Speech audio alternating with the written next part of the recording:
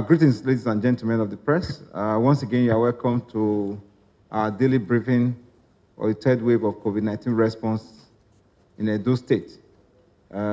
Just to quickly go to the technical component of our presentation today, I'll call on Dr. Ebomoyi to...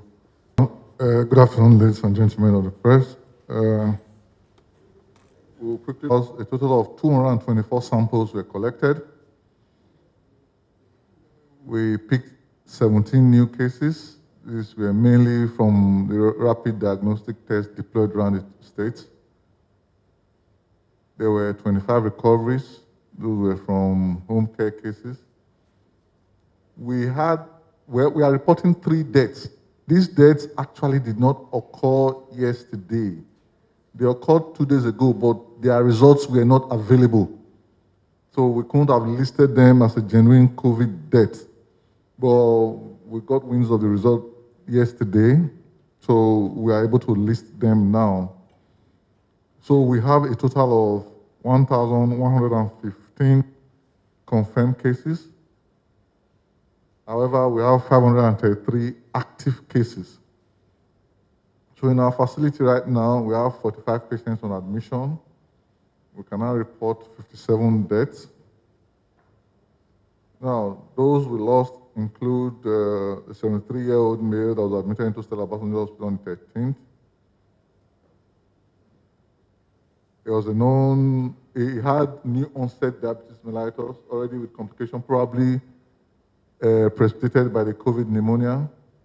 You can see the time he came in and the time he died. As at that time he died, we didn't have his ROGT result. He was unvaccinated. The second is a 56-year-old male, also admitted on the 10th. He was a known diabetic.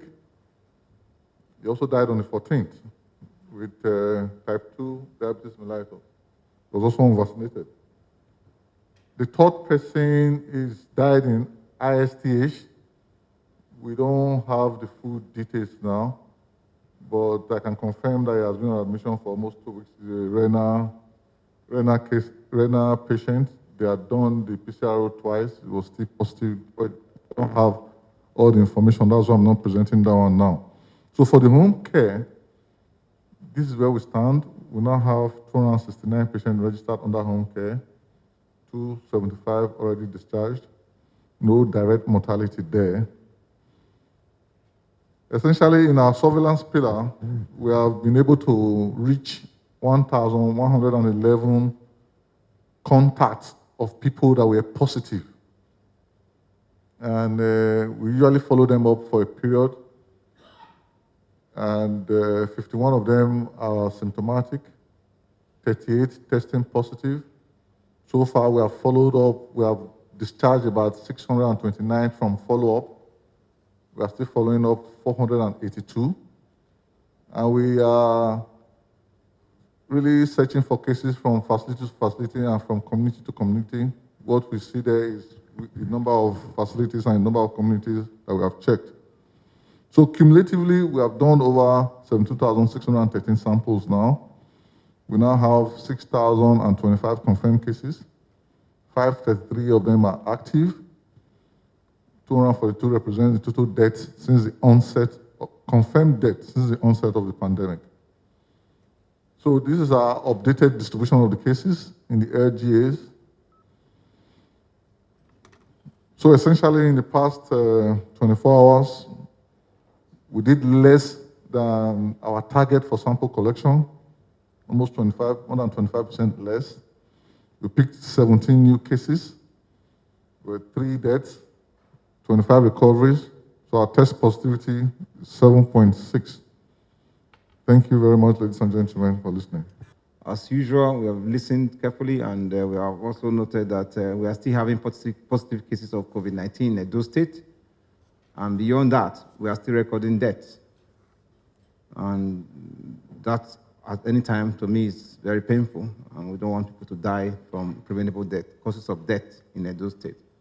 And yesterday, we actually rolled out our enforcement team actions, particularly at the government facilities, the government house, the state secretariat, and most of the government facilities across the state. And we started enforcing no card, no entry, but without compelling people to take the vaccines. We are not compelling people to take the vaccine, but we are encouraging people to take precautions to prevent them getting infected and also further spreading the virus in the state. And also we are trying to reduce the mortality alongside with the morbidity we are experiencing from COVID-19 pandemic that is still currently affecting Edo State amongst other states in the country. We have noted with interest that a significant number of the civil servants did not actually take the vaccines, but following these enforcement that we started, the turnout and the uptake of the vaccines has significantly increased. As much as most of them are not even civil servants, many other persons are now beginning to see the reality in this. It's important to also note that this is not, this enforcement and measures that we are applying in Edo State is not peculiar to Edo State in the world. These are best practices to ensure that we minimize death and we stop the pandemic as fast and as early as possible. And that is why Edo State is adopting this, and we have seen it as the best thing to do. And if we do this, we'll have minimal deaths and more persons surviving COVID-19 disease in Edo State. First and foremost, because of your comments of noting the number of persons even trying to access the vaccines, let me appreciate the people of Edo State for seeing the need and the importance of the vaccine alongside with other measures that they have now started adopting to prevent the further spread of COVID-19. By tomorrow, what we do, we collect our information, just not from this location alone, from across the state. As at this morning, the update from all the various sites had not been perfected, so we will not be able to share that, but tomorrow we'll give you more details on this. But there's significant upsurge. We saw upsurge in specific locations. For instance, at the government house here, we have recorded over, just like your colleague mentioned earlier, we saw over 100 persons as early as 11 a.m. in the morning having been given the vaccines. That's significant. Yesterday, we saw many of the sites having over 100 persons compared to what we used to experience, whereby you see trickles of persons, maybe 10, 5, 20, at most 30-something vaccinating. But yesterday, we saw a number of them having 80-something, 100 plus vaccinations carried out at some of the locations, while some that never had any uptake at all had significant ones. For instance, in front of the secretariat on the other side, we noted that where we never had a site before, we noted that we had over 70-something persons being vaccinated at one of the gates of the secretariat. They were not necessarily civil servants. Some of them were people who just came to do business, and some also were looking for places where they could get vaccinated because they now know that the vaccines are really here. Because the initial fear was that the vaccines will not be there. But right now, people are asking, please, where's the nearest location? And we also encourage people to listen to the news and the various social media handles, particularly of government, to see where the current location for the day nearest to them is, so that they can access them. And at any point in time, you can call in too, and we'll give you the nearest location to wherever you are. Of the press. And just to add to what our PS has mentioned, we have a strategy that we have been deploying to be able to understand where the need is. We do what we call demand generation.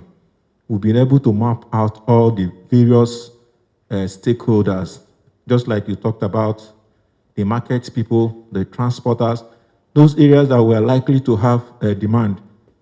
And what we do is we engage them beforehand. We do what we call engagement, enlightenment. We try to mobilize them, try to sensitize them on need in order to generate that demand. And once we are sure that this demand has been generated, we deploy. So we keep on, we have focal persons liaising with each of these identified stakeholders that will possibly have need for this vaccine, whom we have mapped and seen that we really need to reach them. And once this engagement is going on, we begin to get positive feedback of their commitment to get this vaccine. We immediately deploy. It's an avenue to make sure that the resources and the time and the people we have are pushed to where the demand is, while we continue to generate more demand and make the vaccines available. Thank you. The fact that when you have maybe 20, 30, 40 people to be immunized in a particular place, you can call. But people should take responsibility. If I get his description, I don't know. Those mechanics, those generator mechanics, I think they are around Forestry Road. Yes, they can just walk to Hospital Management Board. There are so many people. Even if you have 1,000 teams, they cannot go to everybody. So, sir, please, just tell them to go to Hospital Management Board. It's at Ring Road there. At Ring Road. And I want to tell Edo people, please take responsibility. We have immunization fees posts at the Hospital Management Board, very accessible around Ring Road. We have in the Secretariat. Please take responsibility. There is no way we can move to every area, even if we have all the teams in the world. I think that's just what I want to say. Thank you very much. Give you a helpline so that you can call if you don't know the number. The number is 080 00 911 911. If you call that number, they will link you up to somebody that will give you answers to most of your comments and questions that you may require answers to. So I think on that note, I want to once again thank the press and every Edo person or citizens who live in Edo for doing the state proud and working with the state to reduce the further spread of this COVID-19 in the state.